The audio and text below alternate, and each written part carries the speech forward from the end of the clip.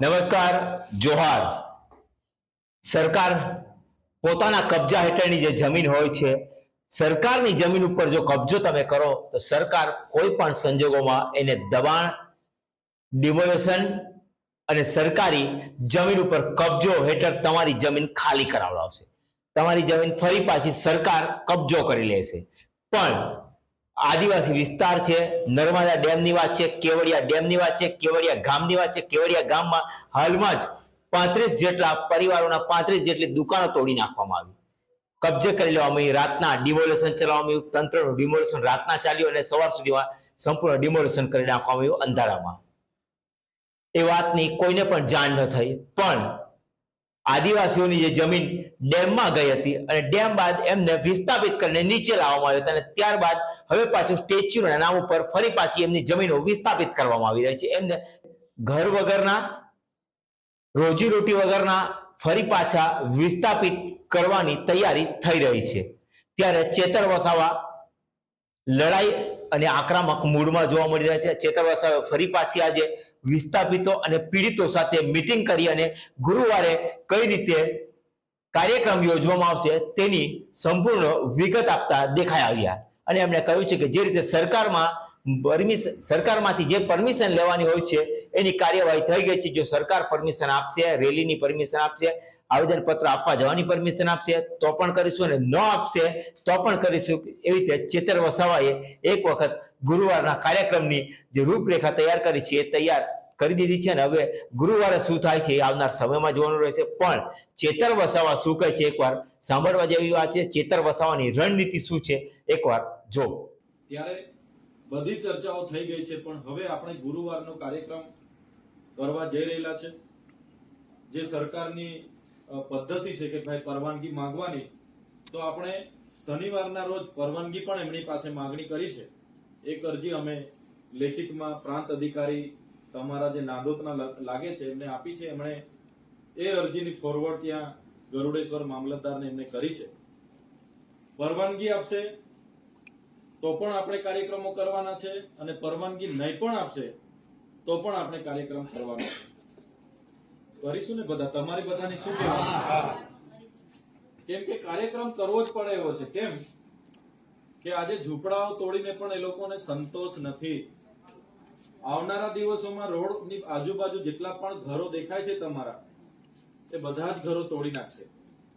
કેટલાક લોકો તો મંદિરને પણ હોટલ મોટલ બનાવીને, વાગડિયાની પેલો મંદિર હતો, ગામવાળાનો મંદિર હતો, ખબર છે ને, એ મંદિર પર પણ બહારના લોકો આવીને કબજો જમાવીને બેઠા છે. લશ્કરીઓ વાળાને રાત્રિ રોકાણ માટે, ખાવા માટે, રહેવા માટે ભાડે આપવા લાગ્યા છે. આવનારા દિવસોમાં તમારા ઘરો તૂટશે, ત્યાં પણ બધા હોટલો, રિસોર્ટો જ બનવાના છે.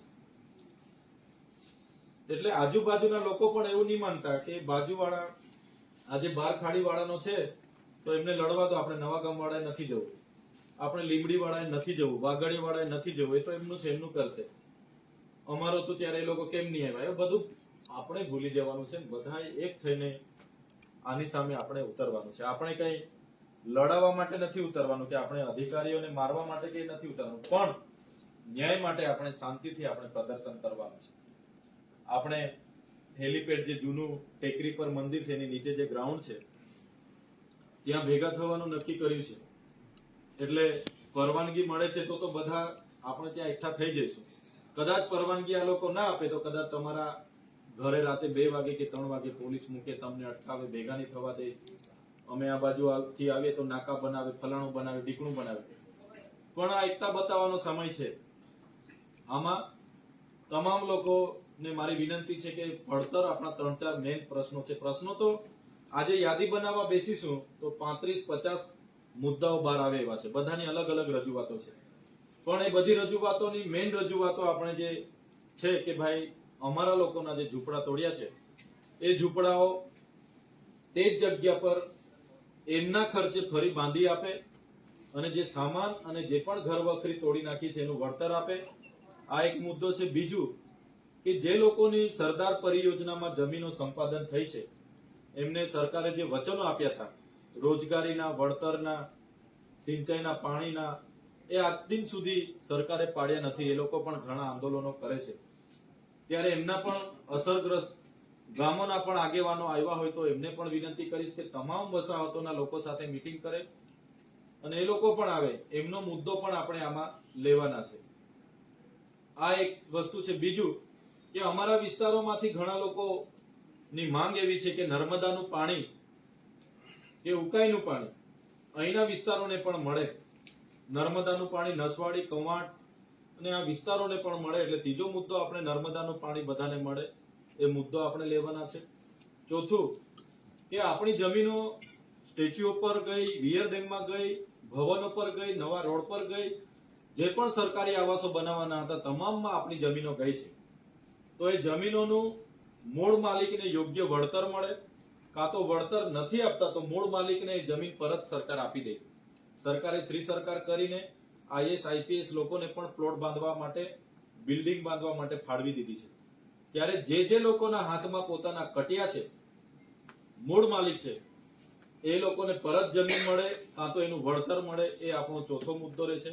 અને છેલ્લો અને પાંચમો મુદ્દો, અહીંયા રોજગારી આપીશું એમ કરીને જ આપણે બધાએ સહમતિ આપી હતી સ્ટેચ્યુ ઓફ યુનિટીમાં. ત્યાં જેટલી પણ જમીનો છે આપણી 7/12ની જમીનો પર બધા બાંધકામો થયા છે. ત્યારે પાંચમો મુદ્દો છેલ્લો આપણો એ જ છે કે સ્થાનિક લોકોને ત્યાં રોજગારી મળવી જોઈએ. સ્થાનિક જેટલા પણ લોકો છે એમને બધું જ આવડે છે, તમામ પ્રકારની કામગીરી કરે છે. તો બહારના લોકોને લાવીને ભરવા કરતા સ્થાનિક લોકોને રોજગારી મળે એ પ્રકારનું આપણું આયોજન છે. એટલે આ વાતને લઈને આજે આપણી મીટિંગ છે. આ મેં તમને પ્રસ્તાવના બાંધી છે. બીજી પણ સૂચનો થોડા છે હું તમને આપીશ, પણ સાથે સાથે આપણી સાથે મહત્વના 3-4 આગેવાનો છે. તમારામાંથી નવી વસાહતના પણ આગેવાનો છે, મહિલા આગેવાનો છે અને જે ત્યાંની એસોસિએશનના આગેવાનો છે. તમારા તરફથી પણ જે કંઈ નાની મોટી રજૂઆતો હોય, સૂચનો હોય, આ 22 તારીખના કાર્યક્રમને આપણે કઈ રીતના સફળ બનાવીએ એ દિશામાં આપણે આગળ વધવા જઈ રહેલા છે. ત્યારે શું કરી શકાય એ પ્રકારના તમારામાંથી પણ સૂચનો હોય તો તમે એક પછી એક અમને ધ્યાન પર મૂકજો, તો અમે આગેવાનો ધ્યાન પર લઈશું. પછી નિરંજનભાઈ પણ પોતાની વાત મૂકશે, રણજીતભાઈ પણ પોતાની વાત મૂકશે અને તમારામાંથી જે પણ આગેવાનો માતાઓ બહેનો છે એ પણ પોતાની વાત જે પણ અહીંયા મૂકવા માંગતા હોય તે મૂકશે એવી બધાને હું વિનંતી કરું છું. હવે તમારામાંથી 22 તારીખના કાર્યક્રમને લઈને કોઈ સૂચનો હોય કે ભાઈ આમ કરીએ તો વધારે લોકોને ભેગા કરી શકાય અને કાર્યક્રમ આપણે સફળ કરી શકાય, તો એ પ્રકારનું કોઈ સૂચન હોય તો અમારા ધ્યાન પર મૂકો.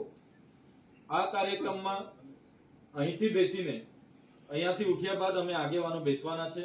બધા જ પક્ષ પાર્ટીના નેતાઓને પણ અમે આમંત્રણ આપવાના છે. એ ભાજપના હોય, કોંગ્રેસના હોય, બીટીપીના હોય, આમ આદમીના હોય, બધા જ લોકો જે આદિવાસી સમાજ માટે લડવા માંગતા હોય બધા જ લોકોને આમાં આહવાન કરવાના છે.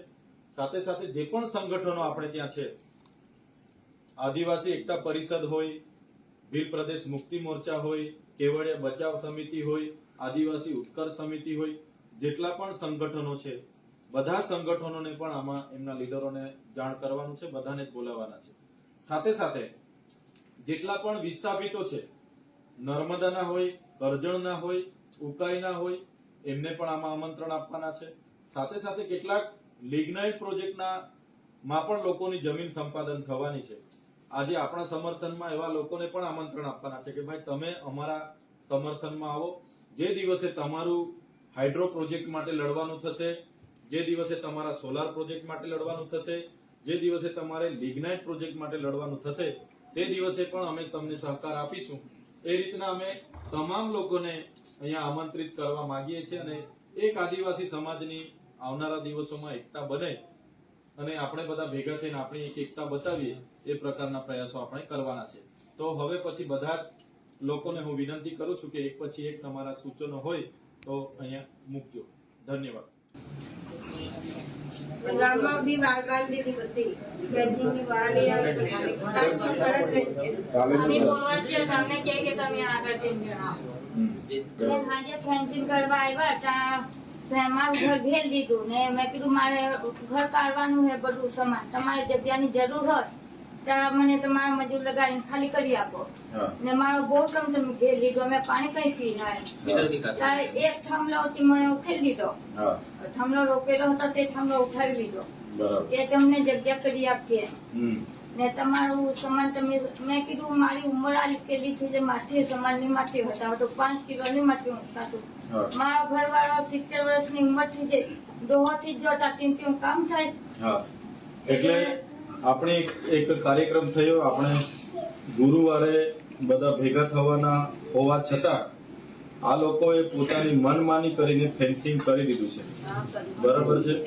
એટલે તમને બધાને મારી વિનંતી છે, આપણે આપણા જેટલા પણ લોકો સમર્થનમાં વધારે આવે એવા પ્રયાસો બધા કરજો. એમનું મકાન તોડી જય. જો 2018માં જે કેવડિયા આપણું જે લોકલ ગામ છે બરાબર, ત્યાં ગાડી થોડું ઘણું આ લોકોએ ફેન્સિંગ વાળ કરી દીધી. 2021-22માં કર્યું, 2025માં હમણાં જે ચાલુ છે.